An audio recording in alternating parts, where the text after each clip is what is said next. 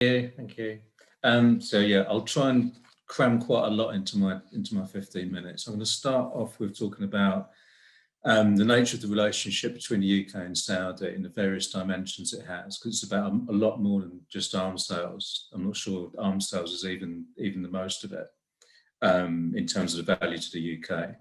I'll talk about that, and I'll talk about the arms sales themselves, particularly with regard to the war in Yemen and the precise nature of British complicity in the war in Yemen. And then we've talked a bit about reform already, and I just want to get into that kind of discourse, because that reform discourse, that whole story about Saudi reforming, is part of how the Saudis and the British justify this ongoing relationship. And there's specific aspects of that discourse that I think are worth sort of picking at a little bit and thinking about. So I'll start talking about the nature of the relationship. I mean, my book is called Anglo-Arabia, Why Gulf Wealth Matters to Britain, and that gets at it really. It's about fundamentally the petrodollar wealth of the Gulf states. When I say petrodollars, I mean the capital that is accumulated by the Gulf states, Saudi Arabia and the smaller Gulf states like Kuwait and the UAE, the capital that they accumulate through their sale of oil and gas. And throughout Britain's involvement in that part of the world, there's been over the last 100 years, there's been a huge amount of wealth to be gained from the sale of those hydrocarbons. Without going into that history and just talking about the modern era, from about the year 2000 onwards, the price of the global price of oil and gas just went through the roof. If you look at a graph, it just shoots up until the financial crisis. It drops off in 2008, then it comes right back up and it hits an enormous peak in 2014. Now, it's fallen off since then. But the point is that in that decade and a half that ran up until quite recently, the Gulf states accumulate an absolutely colossal amount of money. And most of this is from the sale of oil and gas, incidentally, not to the West, but to East Asia. It correlates with the East Asian economic boom, the growth of China in particular, and the growth of the East Asian economies around China, which is all part of the same phenomenon. These are countries that are hungry for energy, and they get their energy, their oil and gas, largely from the Middle East. So the main export destination of Gulf oil and gas is East Asia rather than the West and the US. So they accumulate these enormous piles of cash, to the point where the last time I checked the numbers, you're talking about an accumulation of capital similar to global hedge funds, trillions of dollars, a couple of $1 trillion. And that's got a value to British capitalism. And that comes out in a variety of ways. I mean, it's worth saying the most obvious value to British capitalism is two of Britain's biggest firms, BP and Shell. Britain's got like maybe half a dozen firms that really count as true multinationals, and BP and Shell are two of them. And obviously they've got a major interest in Gulf oil and gas. But beyond that, Gulf wealth is a real opportunity for British exporters and the British financial industry. In terms of exporters, ever since Britain shifted from industrial exports, shifted its emphasis to financial services, to the shift from the old industrial Britain to the new neoliberal post-Thatcherite Britain, Britain's run a huge trade deficit, right? And that's not necessarily good. It's not good for your balance of payments. It puts downward pressure on your currency. So Britain's looking for places in the world where it can boost its exports. And the group of countries that have suddenly become massively rich as a result of the boom in oil demand from East Asia are a great opportunity for Britain to sell into that export market. So that Gulf export market, they consume British services. For example, lots of money was spent on Gulf infrastructure during this oil boom period. British construction firms, all kinds of other services were involved in providing that.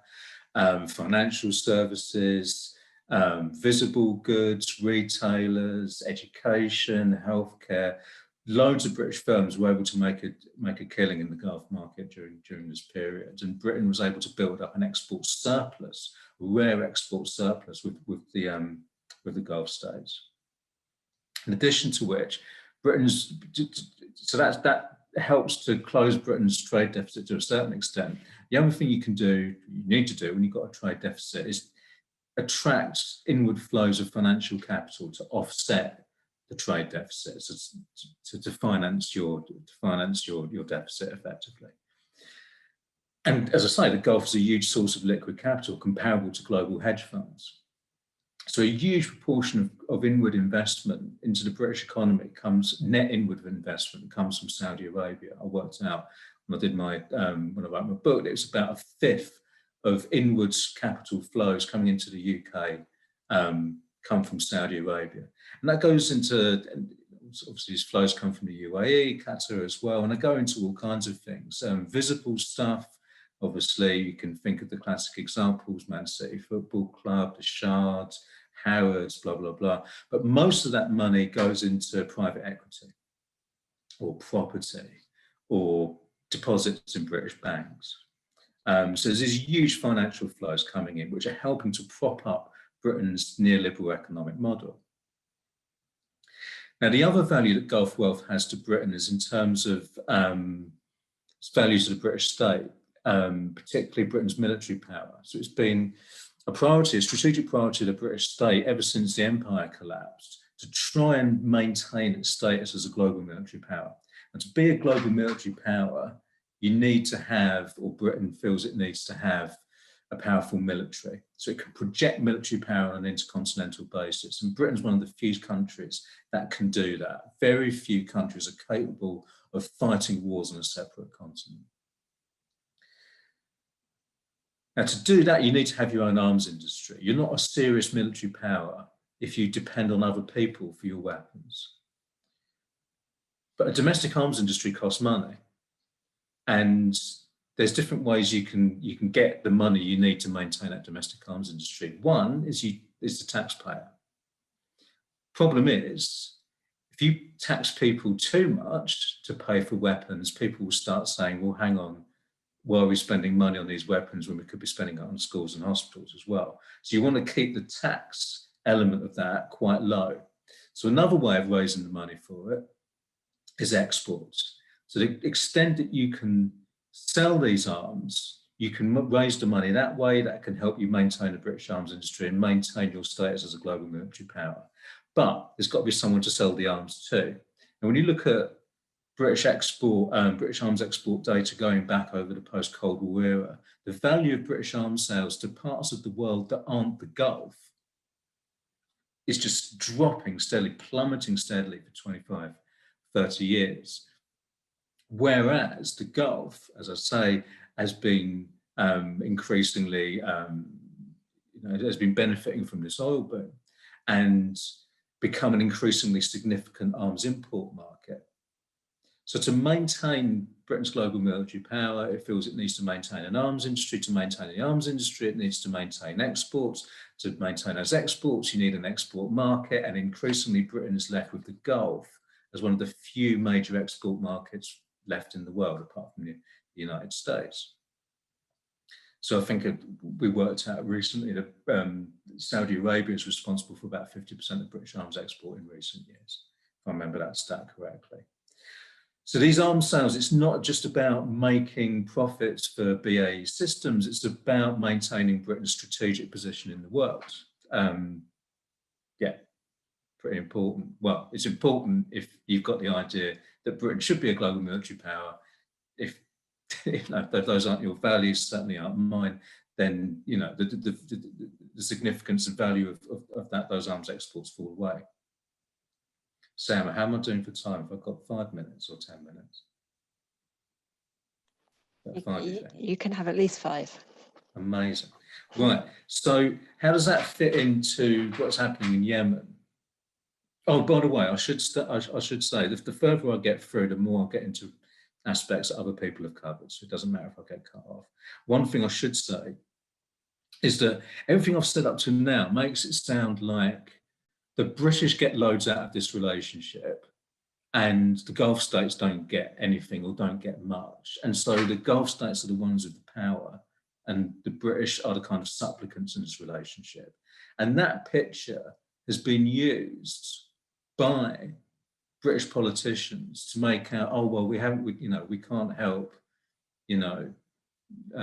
our role in this relationship. They've got us over a barrel, as it were.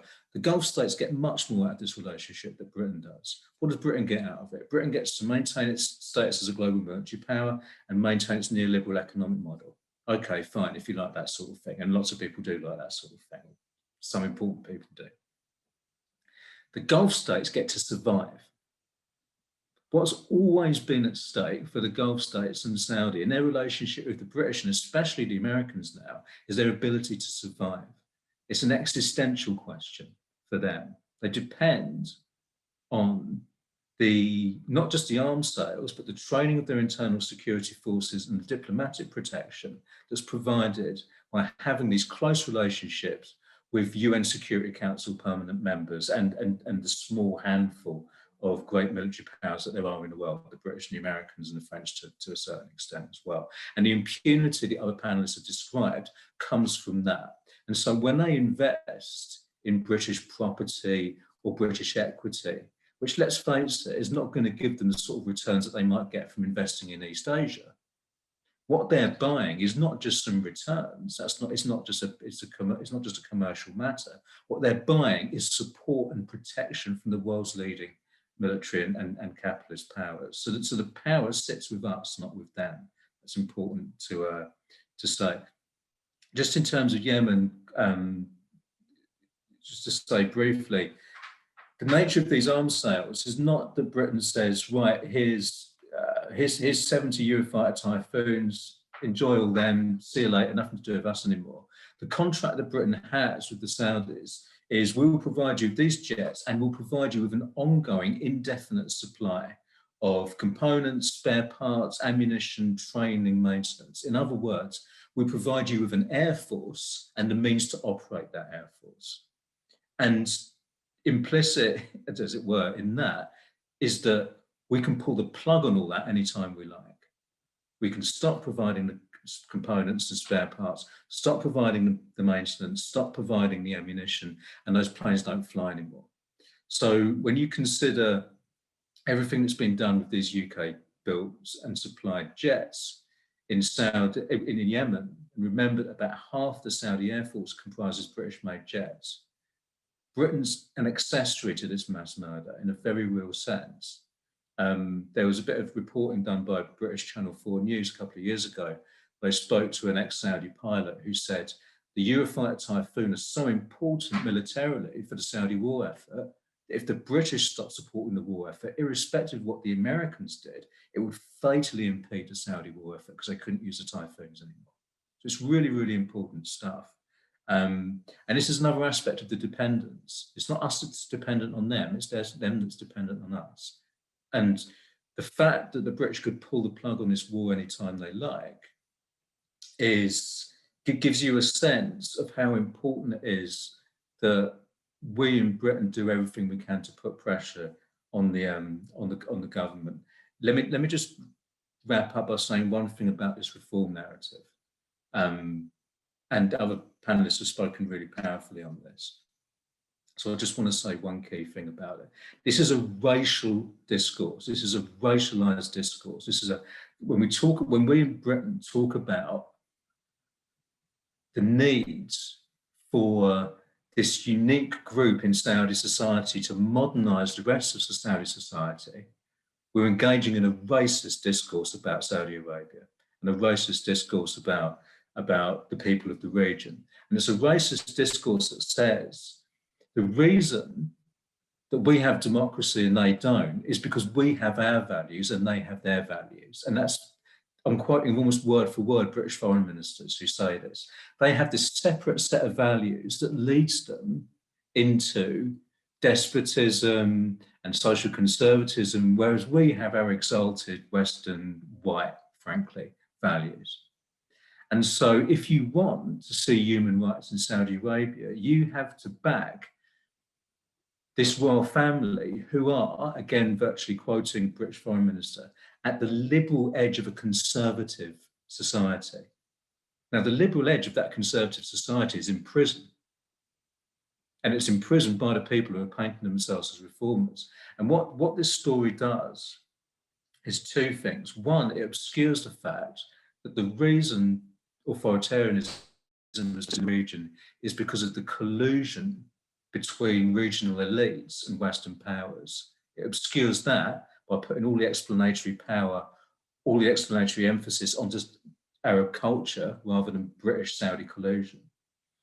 And the other thing it does, as others have said, is it obscures the agency and the political contestation going on within Saudi society, because it's a consistent feature throughout the history that people in Saudi Arabia and other parts of the Gulf have been fighting for their rights against our allies who have been armed by us to prevent that change.